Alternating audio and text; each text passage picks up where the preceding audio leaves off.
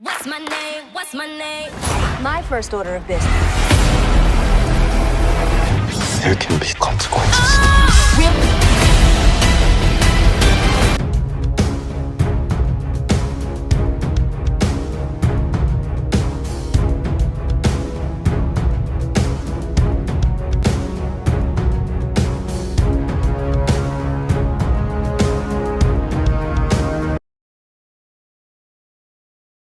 Descendants, The Rise of Red is a 2024 American musical fantasy teen film produced by Disney-branded television and directed by Jennifer Phang, serving as the fourth film in the Descendants franchise and a narrative continuation after Descendants, The Royal Wedding. Set in the fairy tale kingdom of Oradan and the neighboring Wonderland, the story introduces a new generation of characters while honoring the legacy of the original films. The plot follows Red, the strong-willed and rebellious daughter of the Queen of Hearts, and Chloe Charming, the disciplined and rule-following daughter of Cinderella and King Charming. When the Queen of Hearts launches a dangerous power grab that threatens Oradan's peace, Red and Chloe are forced into an uneasy alliance. Using the White Rabbit's enchanted pocket watch, they travel back in time to Wonderland during their mother's teenage years, hoping to change a key moment that shaped the Queen of Hearts into a villain and prevent the future catastrophe.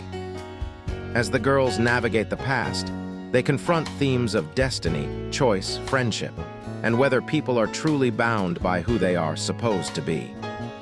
The film stars Kylie Cantrall as Red and Malia Baker as Chloe, with Rita Ora portraying the Queen of Hearts, and features returning fan favorite characters including Uma, China Anne McClain, fairy godmother Melanie Paxson, and the live-action versions of Cinderella and King Charming played by Brandy and Paolo Montalban, reprising their iconic roles from Rodgers and Hammerstein's Cinderella, 1997. The movie blends vibrant musical numbers, modern pop-influenced songs, stylized choreography, and colorful costume design inspired by playing card motifs and classic Wonderland imagery.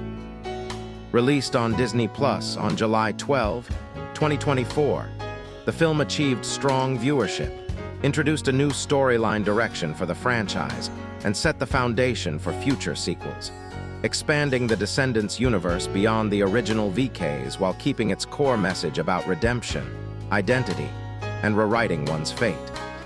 It didn't take long for me to become a full-on Descendants head while watching the original trilogy for the first time in preparation for the release of the franchise's latest installment, Descendants, The Rise of Red.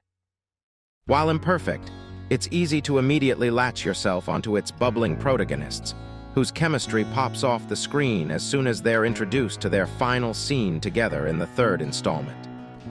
With each movie, director Kenny Ortega also smartly improved upon elements that didn't work in the first film and added completely jubilatory storytelling arcs in parts 2 and 3 that enhanced our appreciation of the magical world of Oradan. Making Dude the Dog talk in the second and third films was a simple but powerfully effective moment that made both sequels even better than the first. With Descendants, The Rise of Red, Jennifer Phang takes over Ortega's directorial reins and immediately dazzles by crafting musical numbers with striking verve and visual whimsy. This wasn't possible with the first 3 movies made for TV budget, containing action scenes worthy of Robert Rodriguez's Spy Kids 3D, game over and dull camera work that hampered the energy brought by its terrific leads, Dove Cameron, Cameron Boyce, Boo Boo Stewart, Sophia Carson, and Mitchell Hope. However, with a larger, made-for-Disney Plus budget, Phang goes all out in painting Oradan as a far more developed land than the last time we left it. In the third film, King Ben, Mitchell Hope, and Queen Mal, Dove Cameron have broken the barrier between Oradan and the Isle of the Lost for good, welcoming both princes/princesses and people who are rotten to the core, but would like a chance to be good. A few years have passed since the events of Descendants 3, and Oradan Prep's fairy godmother, Melanie Paxson, has accepted a job at a university. She passes in the reins to Uma, China Anne McClain, who seeks to finish what Mal and Ben have started by welcoming everyone from all kingdoms to Oradan, so they can have a chance at redemption, as she did in the third film. She writes invitations to Cinderella, Brandy, who reprises her role from the 1997 television film, alongside Paolo Montalban as King Charming and the Queen of Hearts, Rita Ora, who both accept to send their children, Chloe, Malia Baker, and Red, Kylie Cantrall, to the school. Red does not believe her tyrannical mother's intentions are sincere, since she does not let her do anything with her life outside of the confines of Wonderland. She is ultimately proven right, with the Queen of Hearts revealing herself to Uma and the fairy godmother as she stages a coup to take over Oradan and kill Cinderella, having never forgiven her for a prank that occurred many years ago. This leads Red to turn back time through the White Rabbit's stopwatch, with Chloe accidentally joining her, as they discover what Oradan Prep was like before Beast united all kingdoms. Supervised by Merlin Jeremy Swift, in another great performance from this ace character actor, Red and Chloe are now trapped in time and must investigate what occurred on that fateful day that made her mother, played in the past by Ruby Rose Turner, with Cinderella portrayed by Morgan Dudley, turn evil. It's a simple conceit, executed fairly well, with many fun musical numbers to keep the energy moving. The entirety of Descendants, the rise of Red's 91-minute runtime, may contain more musical numbers than the original trilogy. The songs never stop coming, which could prove a deterrent for many, but not when they're as well put together as here.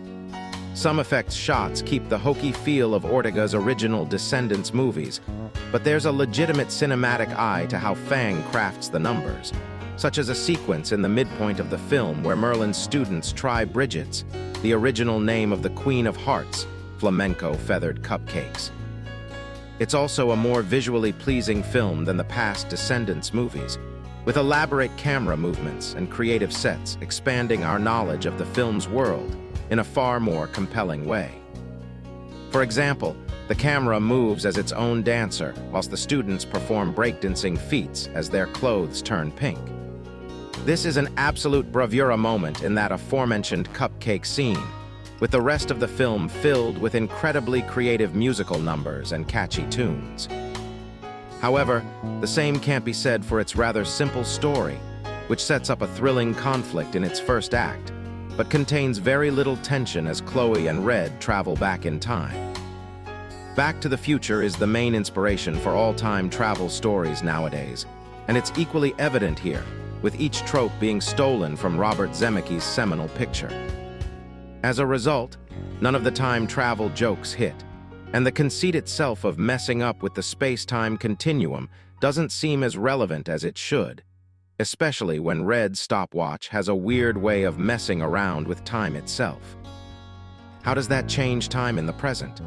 Who knows, and it doesn't even feel like that much of a concern either.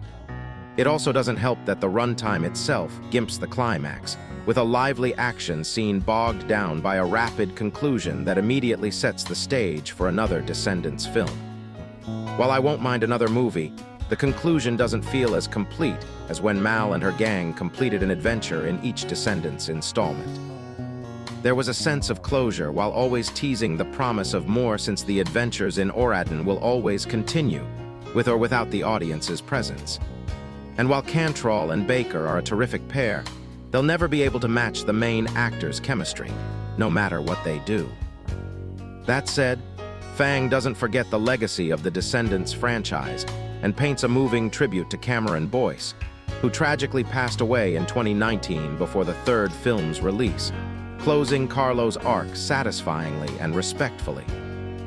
It's the presence of McClane's Uma and Paxton's fairy godmother that ensure the fourth installment is rooted in the same continuity, but they're unfortunately missed for a good chunk of the picture, where Red and Chloe must put their differences aside to change the fabric of time itself, so Bridget does not turn evil. However, the presence of veteran stars doesn't feel as important as in other Legacyquels, because the characters are fun to watch on their own and promise to be further developed should more installments arise.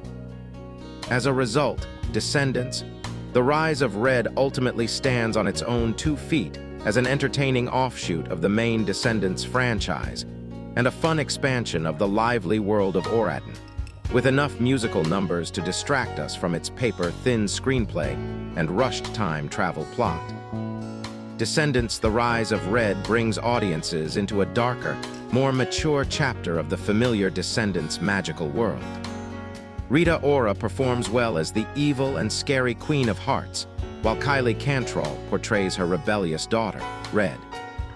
Red despises her mother's cruelty and is invited to attend Oradan Prep School. Upon arriving with her mother, they meet Cinderella and her daughter, Chloe Charming, played by Malia Baker. The Queen of Hearts and Cinderella were once schoolmates. Unknown to Red, her mother causes chaos and takes over. Red possesses a time-traveling pocket watch and attempts to return a few minutes to prevent her mother's actions. During the chaos, Chloe, trying to save her mother, clashes with Red, not realizing that Red is also trying to stop her mom. Instead of traveling back a few minutes, they are transported back several years to when their parents were in school. To save their current timeline from the Queen of Hearts, Red and Chloe must prevent a horrible prank that shaped the Queen of Hearts into the villain she is today. Will they succeed in time, or will their actions lead to more dangerous consequences? Descendants: The Rise of Red is a wonderful film with a great story, good action, and some comedy. One standout aspect is that it's far darker and more mature than the previous films. Unlike the earlier movies, which aimed at young kids, this one considers families and older audiences. From the start, this film fixes all the issues, from the script to the comedy, and does not treat the audience as a little dumb compared to the previous films. The comedy is more mature, with 2 moments that made me laugh. A joke about Red's reaction to someone's dad in a song, and when Chloe says, "I wondered," referring to Wonderland, along with a few other comedic moments. I was invested in the story, and when we were introduced to both our lead characters, we got action scenes from a small sword fight to more. Descendants portray the impact of bullying on individuals by highlighting how the harm from bullying can last over time and how the harm doesn't just disappear after the bullying has stopped. The film highlights a meaningful and relevant issue. This portrayal is significant as it mirrors real-life experiences, emphasizing the importance of addressing and understanding the consequences of bullying. The film also features characters from previous movies and pays tribute to Cameron Boyce as Carlos. Kylie Cantrall is amazing as Red.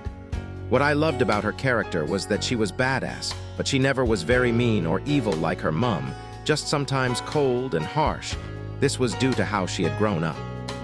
Red also wanted to do the right thing and stand up for what was right. I was drawn to Red and liked her character because she had never started as a villain. Kylie's facial expressions are excellent at portraying her darker, rebellious side, and she can switch between expressions effortlessly. For example, when a character can't reach the pocket watch, Red does this half smirk and a specific cool look with her eyes. She looked half surprised that they were working together, but found it amusing that Chloe couldn't reach it. Malia Baker is as fantastic as Chloe. Her performance shows a mix of kindness and bravery, with her character growing throughout the film. Chloe likely faces the most challenging circumstances, discovering something deeply upsetting yet maintaining her hope. Her strength is evident as she remains positive and determined throughout. Additionally, since it's a Disney film, the narrative avoids becoming too dark by not dwelling excessively on the distressing events. She gave me princess vibes with the way she acted and talked. We are also introduced to Morgan Dudley as the teenage Cinderella called Ella and Ruby, Rose Turner as Bridget, the young Queen of Hearts. Their performances are enjoyable, while Bridget's has a lot of positivity and is girly, contrasting Ella's seriousness and determination to stand up for what's right. In my opinion, her character was very mature and wise for her age. This makes for a unique premise. Young Cinderella acts like Red, and the young Queen of Hearts mirrors Cinderella, but they swap roles as they grow up. Dara Renier is also suitable as one of the villain kids. When speaking with the film's cast, Ruby told me she spent 2 months learning card tricks and shuffling, and her performance paid off when watching the film. The songs in the movie are excellent, with 2 being particularly catchy. The cast is exceptionally talented, and all have beautiful voices. The costumes are amazing, with Red's badass jacket and boots, Chloe's sequin outfit, and shiny glass shoes standing out. The sets and special effects are much better than in previous films. The Rise of Red did have some slight issues, but a few minor spoilers impacted the second half significantly. The ending, in particular, felt extremely rushed. For instance, stopping the prank and everyone suddenly becoming happy didn't make much sense, given the Queen of Hearts' history of horrible actions. There should have been more exploration of the lingering darkness within her character, as it felt like the film brushed over these parts. Additionally, the ending was quite abrupt and wrapped up too quickly. I hope the sequel delves deeper into these unresolved aspects and continues to explore the Queen of Hearts' darker side, as it was unrealistic for all her evil traits to vanish so suddenly. Descendants, The Rise of Red had so much potential. You've got an incredible cast of characters. Cantrall and Baker have a great dynamic as Red and Chloe. I was really impressed by Aura's acting ability as the Queen of Hearts. This was a perfect role for her. Brandy and Paolo Montalban even reprised their roles as Cinderella and Prince Charming from the iconic 1997 film, which is just everything.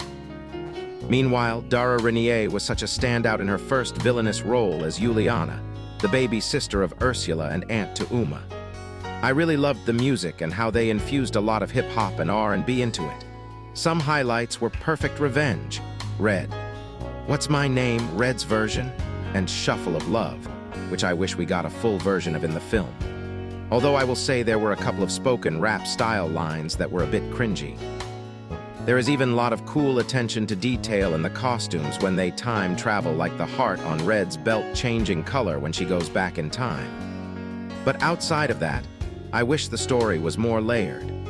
They had so much to work with, but went with a really rushed and simplistic plot. The catalyst for a young Queen of Hearts, Bridget Ruby Rose Turner, to becoming evil could have been much stronger. The way they set it up seemed superficial. Having Juliana trick Ella Morgan Dudley into partaking in the Bridget prank would have added a nuance that could have taken the story to the next level, and would have explained why the Queen of Hearts hates her as an adult. Or, when we learn Chloe gets Ella grounded, that could have been a catalyst for her missing castle coming, which leads Bridget to feeling betrayed by her. That could lead to her losing her best friend and missing out on getting together with Prince Charming, which would lead to Chloe dealing with a back-to-the-future situation in a sequel trying to save her family. The biggest missed opportunity was just not showing Red and Chloe at Castle Coming trying to stop the prank. The dance was a huge plot line in the movie, but was never shown. The lack of certain locations like that, and the way the sets were built out, made the story feel very contained and limited at times, and the overuse CGI that it started to feel cheesy. Perhaps they will bring that up in the rumored 5th film, but it makes this film feel incomplete. They needed to do a better job with the setup. There were also some plot holes that didn't make sense. Like if Merlin enchanted the magic cookbook so it wouldn't fall into the wrong hands, wouldn't Juliana and her crew still have been frozen on their own mission to stake out the book, whether Chloe and Red showed up or not? So then they never would have been able to prank Bridget, which means it might not have been them that caused her to turn evil. Speaking of Juliana's crew, they introduced young versions of Maleficent and Hades and other villain kids, but didn't actually do anything with them. Dedicated fans wanted to see more, especially since they are such a strong connection back to the original films. Instead, they gave bigger cameos to Jasmine and Aladdin, or Jaladin as they preferred, that were random and cringy. The film ends happily, but very abruptly ever after. Headmaster Uma, China Anne McClain, teases that Red and Chloe messed with the fabric of time and that it could have caused issues. I wish they teased a stronger cliffhanger. Instead, the voiceover line felt like an afterthought to tease a potential next movie without actually having a plan set. All in all, Descendants, The Rise of Red is a mixed bag. There were great messages about what it means to be a good person, mother-daughter relationships, childhood trauma, and being your own person. I really enjoyed this cast and the music, but there were a lot of missed opportunities and holes in the story that tied back to the writing team. They played it too safe and simplistic when their audience is smart enough to keep up with a more detailed story. This is a franchise that is timeless and could go on forever with all the different characters in the Disney fairy tale universe. I'd like to see more in this world, but with a stronger script. Descendants, The Rise of Red was the first installment in the film series in almost 5 years, and I remember not expecting a fourth film for the obvious reason. Yet when I heard the news about this fourth film, I was over the moon and patiently waiting for the Disney Plus premiere. I was crazy about this film before it even premiered. I loved the cast, drank in the epic representation, and loved the characters involved. With all of that said, on to the review. As the teaser revealed months prior, Oradan Prep has a new principal, Uma. A well-deserved redemption, indeed. The film opened with Uma meeting with the fairy godmother and voicing her plan to open Oradan to everyone, and by everyone, that includes Wonderland. Fairy godmother voiced her trepidations against this due to the ruler's, antipathy towards Oradan, but Uma is insistent, and we hear that in the form of the following words: "It's what Carlos would have wanted." And there it is, folks. There's the tribute that many fans expected. As we all remember, Carlos was one of the main characters from the first 3 films, and he was played by Cameron Boyce. Sadly, Boyce passed away at the young age of 20, with his death coming less than a month prior to the 3rd film's air date. In fact, the release of this film comes just days after the 5th anniversary of Boyce's passing. I figured that with this being the first live-action film in the installment since Boyce's passing, we would see a mention in honor of the actor, and the film delivered. So with that, we are officially introduced to the 2 co-main protagonists of this film. First off, the titular Red, who we see tagging various pics of her mother, showing her stance that she has no plans on ever following in her mother's evil queen footsteps. Later on, we see the other half of the main duo in the form of Chloe Charming, the daughter of King Charming and Cinderella. And yes, they are played by Paolo Montalban and Brandy, respectively the same pair from the 1997 Cinderella film that aired on ABC. Very iconic casting indeed. Rita Ora as the Queen of Hearts. Those 7 words cover all of the beauty alone, but I have to continue to talk about this. My exact words when I saw Rita Ora playing such a legendary villainess. I feel like I just watched the Avs win the Stanley Cup. Ooh, oh boy, she was so deliciously evil, vicious, and stylish, with a cackle that is music to my ears, fitting words considering she is a musician. From what we see, the Queen of Hearts is your typical cold and controlling mother figure, with immense powers and a killer outfit, one of many. Her villain song was performed so beautifully, and it was epic to see both her and Brandy performing and clashing as well. Okay, more gushing later.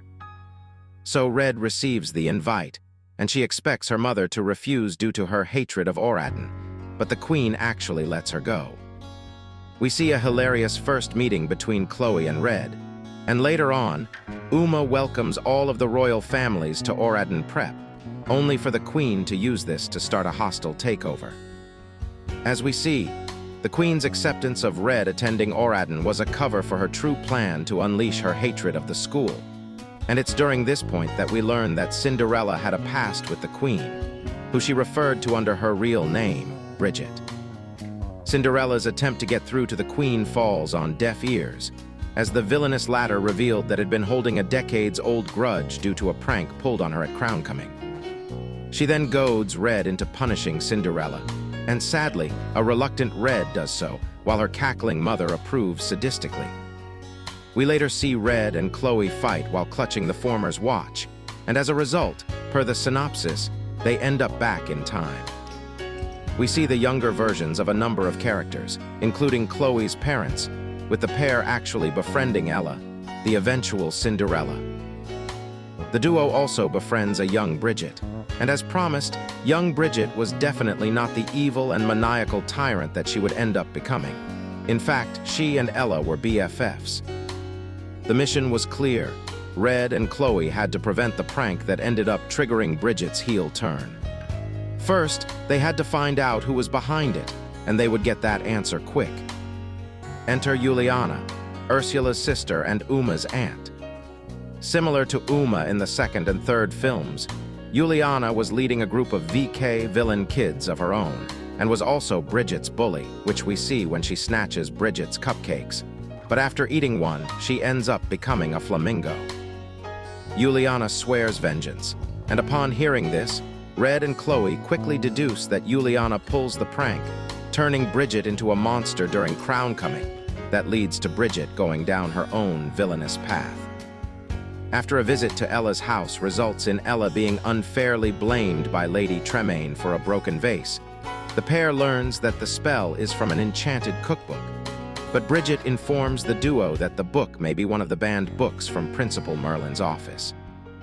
After this, Red and Chloe look into the looking glass, which shows a peek into the future. It's not a good one.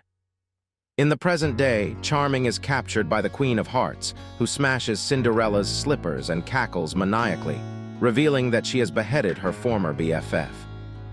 At that moment, Chloe decides that it's time to come clean to Merlin, while Red tells Chloe that they need to steal the book. Red goes alone after Chloe says that Red's evil just like her mother, but after a talk with a younger version of her own mother.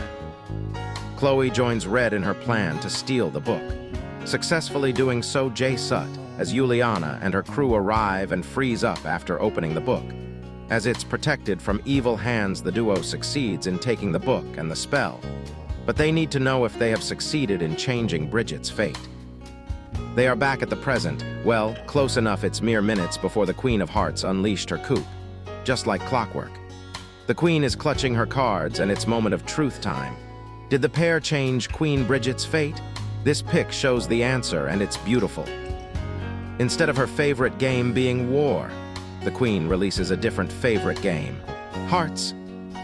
We see heart bubbles from a Queen of Hearts who is wonderfully sweet, saccharine and pink, and she gushes over her daughter being at Oradin Prep. So all is well, the Queen's fate is changed for the better, and we get the typical happy ending, along with the typical Descendants ending, as Uma warns viewers that the story's not over yet. After all, time was messed with, and as any fan of Back to the Future, or anyone who has seen Treehouse of Horror V knows, messing with time has crazy effects. Descendants, The Rise of Red premiered on Disney Plus on July 12, 2024, and will hit Disney Channel on August 9, 2024. First, I have to start with more gushing. Rita Ora absolutely slayed as the Queen of Hearts, beautiful, elegant, fashionable, deliciously outlandish, and wonderfully wicked. I was so glad to see the Queen of Hearts get such a spotlight, because I always felt that she was such an underrated villainess. Let's make one thing clear. Snow White's wicked queen is the GOAT, but it seems like the Queen of Hearts doesn't really get the flowers she deserves, similar to Batman's Poison Ivy. Rita's Queen of Hearts, also known as the Red Queen, was absolutely perfect. As I said in a preview of this movie, I had wanted Rita Ora to play a villainess for a long time, and to further elaborate, I had wanted this since seeing her in the 50 Shades movies. I knew she'd knock it out of the park, and she hit a grand slam, 2 of them. The musical performances were epic as hell. Kylie Cantrall, Red, and Malia Baker, Chloe, were absolutely spectacular as the co-leads in this film. I also really loved the representation, mainly Julie Serta as Lady Tremaine. It's 2024, and to my knowledge, this film marked the first time that Lady Tremaine was played by a WOC. It should not have taken this long. I also loved Ruby Rose Turner's performance as a young Bridget. She played Bridget's immensely sweet demeanor very well, which made me happy to see that demeanor in Rita Ora's reformed Queen of Hearts in the twist ending. Speaking of that ending, we were basically promised a 5th film, according to an article I read. It would be great to see new VK characters and a continuation of this story for sure. However, there's just one thing I really want in this 5th film. The Twitterverse watching this film sensed it, and one of the film's eps pretty much teased it. Cinderella should turn heel in a 5th film. We see this in wrestling as well. a rivalry where the players swap the good and evil roles. This usually happens as time passes, with one rare exception being WrestleMania 13, where it happened on the spot, and Descendants should be no exception. Remember, messing with time creates big-time effects. We saw one of them in the form of the reformed Queen of Hearts. So now that Queen Bridget is as sweet can be, we need a Cinderella heel turn in a fifth film. Halfway into the film, I had this theory about who was behind the prank. Juliana's too obvious. Maybe it was really Cinderella behind it. It was basically the first film all over again. I entered that thinking, well, it's Disney. The VKs are all about redemption, so maybe the true evildoer could be one of the heroic offspring. Cinderella would have a good reason to become villainous now that Bridget maintains her goodness. After all, she was in pure hell with Lady Tremaine, and she was grounded from going to Crown Coming after being unfairly blamed for the broken vase, so there's that. I want an evil Cinderella for one good reason. I've only seen Brandy as a villainess once, and that was on the short-lived series, Star. She would top that role big time if the fifth film gives us an evil and maniacal Cinderella. I could see Brandy shining as a wicked, cackling villainess in a potential fifth film, and she would shine in that persona just like Rita Ora did in this film. I am confident that a fifth film will happen. I just hope I only have to wait 1 year instead of 2. The first 3 films were released every other year. The popular Disney Channel franchise trilogy Descendants has just released a sequel, Descendants, Rise of Red, on the 12th of July 2024, directed by Christopher Harris, and the film has aroused a variety of opinions from its fans. The premise of the movie begins after the Queen of Hearts incites a coup on Oraton, compelling the protagonists, her rebellious daughter Red and the daughter of Cinderella, Chloe Charming, to join hands and work together while struggling with the images their mothers have left. With Red trying to escape the villainous image her mother has set and Chloe trying to meet her mother's legendary status. Complications arise as the two attempt to cooperate, traveling back in time to undo the traumatic event that set Red's mother down her villainous path. The film explores themes of responsibility, personal growth, and good vs. evil, combined with the superhero genre, a mix of drama, action, and adventure, providing Rise of Red thrilling sequences with a deep emotional narrative. The film gathered many positive reviews, specifically in accordance to the musical talent of the cast, the catchy songs, the Brandy cameo, Rita Ora's acting, and time travel as a core idea for Wonderland. Although the film garnered many satisfied reactions, there was also plenty of feedback and criticism, including the plot being very rushed and predictable, an unnecessary amount of songs which do not exude previous Descendants ambience, the ending being disappointing, Chloe Charming having visible changes within her wig in every scene, terrible CGI, an abundance of plot holes, Uma not having enough screen time, the Queen of Hearts having an American accent when she was younger but a British accent when she is older, etc. One of the most prominent opinions is that the themes follow very closely to Ever After High. Ever After High was a popular media franchise created by Mattel and debuted in 2013 that included a book series, a line of dolls, and an animated web series.